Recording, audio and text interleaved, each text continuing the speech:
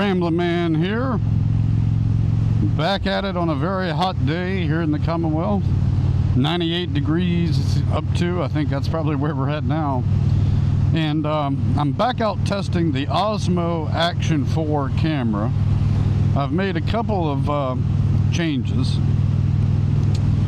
One, just for now, to try to narrow down what has an impact and what doesn't. I've changed the field of view to wide rather than ultra wide. I did not like the way that ultra wide looked. Frankly, I didn't like the way the video looked in general.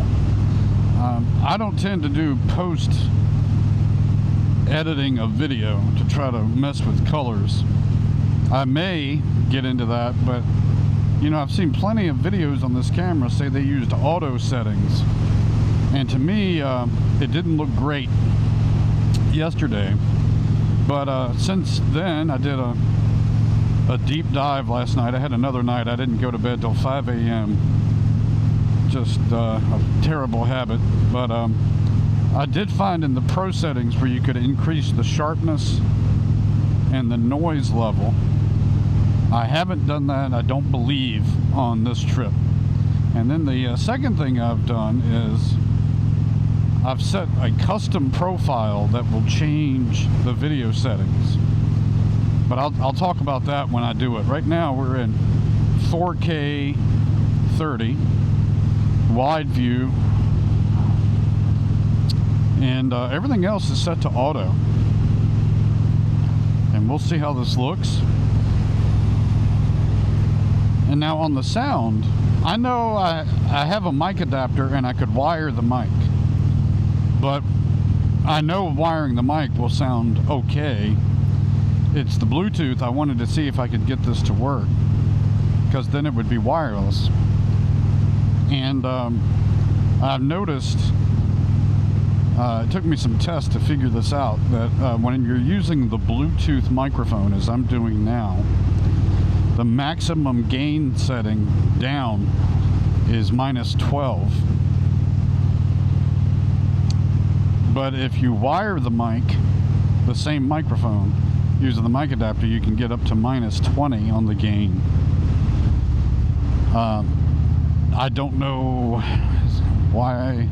I'm just thinking out loud a little bit. I didn't think about this before I took the ride. I don't know why that is. It's just, it did impact, you know, some of the settings. I was watching other videos and reading other things, and they kept saying the maximum gain down was 20, and I think plus 30 on the upside.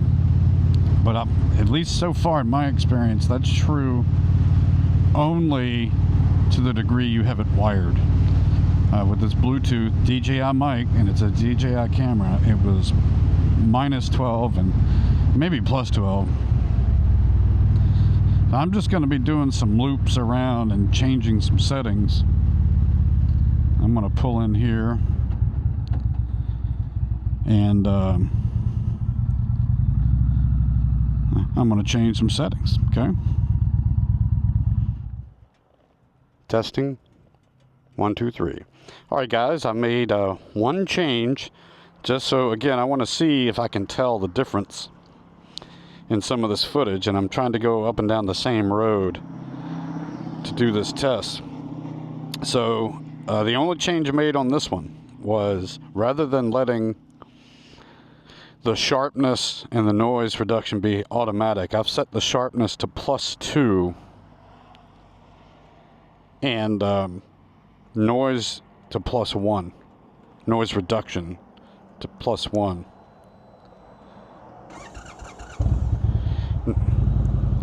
Now, one other thing is, almost every video that I've now watched on this camera, only on one channel did the person, at least the ones I watched, one person said they used auto settings for just about everything, and her footage looked decent to me. She changed one thing, but on the topic of color, this camera has two options. Basically, normal, auto, or what's called D-Log. And D-Log turns out basically something that looks like grayscale and then you edit it in post-video production, which I've never done.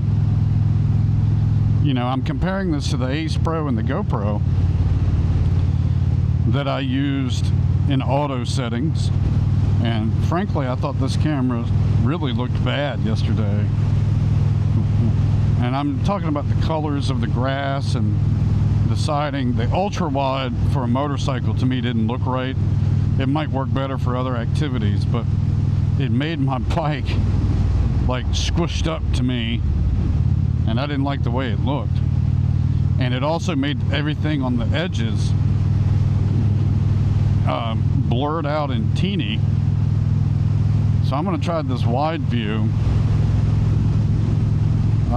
I've had a few people, some of you in the comments and some in some other forums, basically say the Ace Pro is trash, you got to go DJI. And I'm finding that I thought the Ace Pro picture was very good. There's some comment about how the Ace Pro, you can't get but so close, but this camera has the same issue. They're all fairly similar. You know, I think the DJI, you can get a little closer, or maybe it's the GoPro. It's such a minor difference. I didn't see a big deal being made on it. This one has a large sensor, as does the Ace Pro. You know, I thought it would help to have DJI communicating with the DJI mic, to have the DJI camera.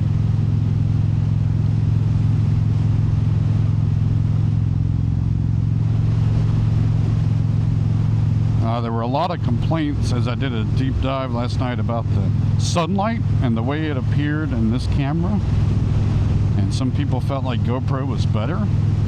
I didn't mind that Ace Pro camera. I thought actually it had a lot of pluses going for it, but there seemed to be an overwhelming number of people that said this camera was better.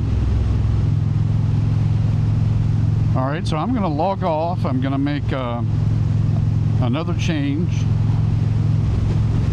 and I'll come back once I return. Alright, Ramblin' Man, back out. So I'll use the custom settings. I pretty much ripped this off from another channel, and we're at 4K 120 frames.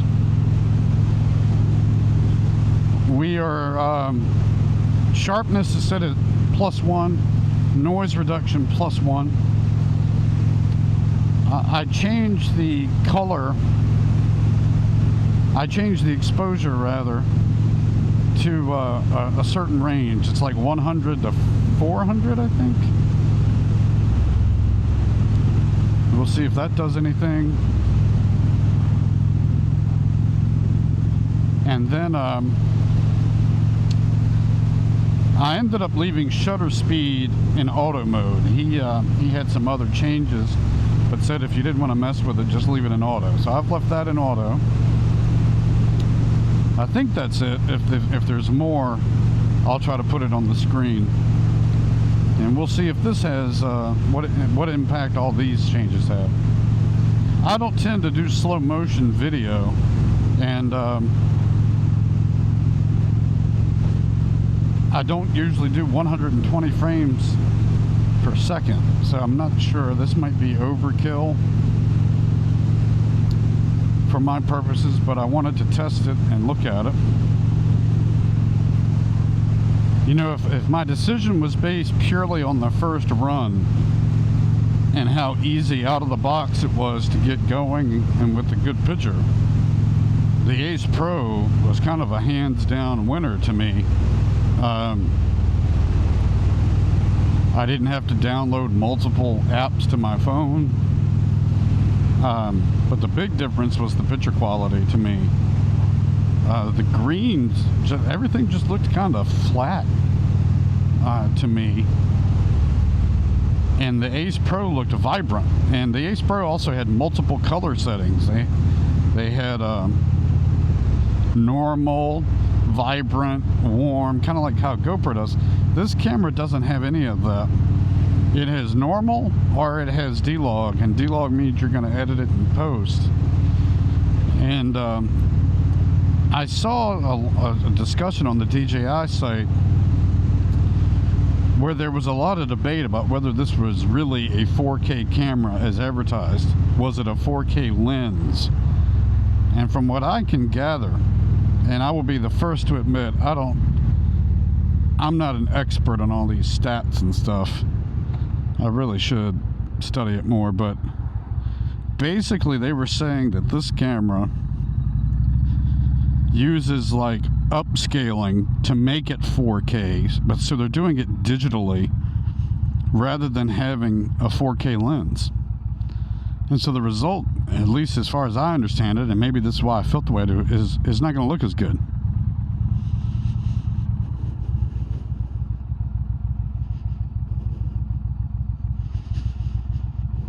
All right, I'm going to cut off here real quick.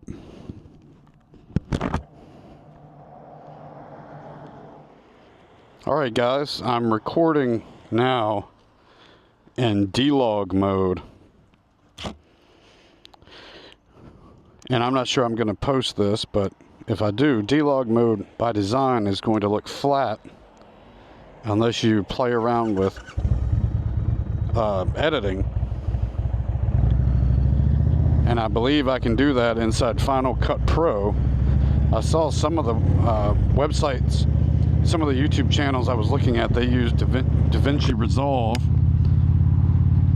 and I've downloaded a free copy of that.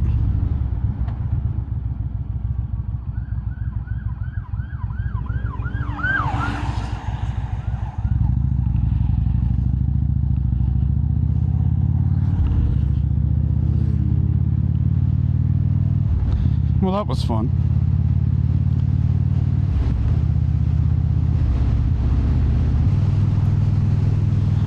Alright, so this is the D-Log.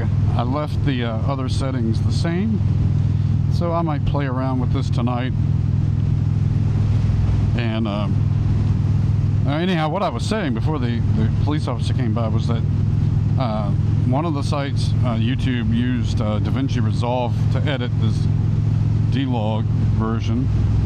I saw another guy who, when he had drop-down menus, it looked like there was a DJI option.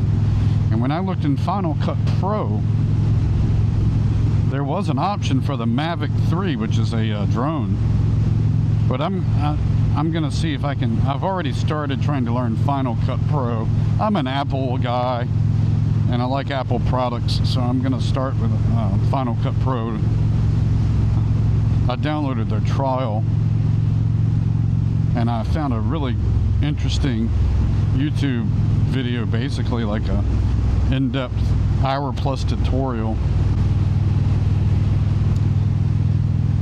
that I'm slowly starting. I also today, thanks to Amazon, got some more stuff. One of the things is some magnetic tape. You know, right now I have this DJI transmitter. I put 3M double-sided tape that I had to the magnet that came with the microphone. Now, if I could replace that magnet with magnetic tape, that little small difference in size may get this off of rubbing on my chin and my cheek. So right now the transmitter is just slightly rubbing my cheek. Losing weight would probably have a similar impact, so maybe one day. This is not irritating me where it's rubbing. In fact, it's good to know it's still there. With you know, at least I can tell it's still there. I think I'm going to work my way back home, download some of this footage, and see if I want to make any other changes. I'm hopeful this camera comes out on top with some of these settings, but yesterday I wasn't real impressed. Okay, thanks for watching. I'll see you on the road.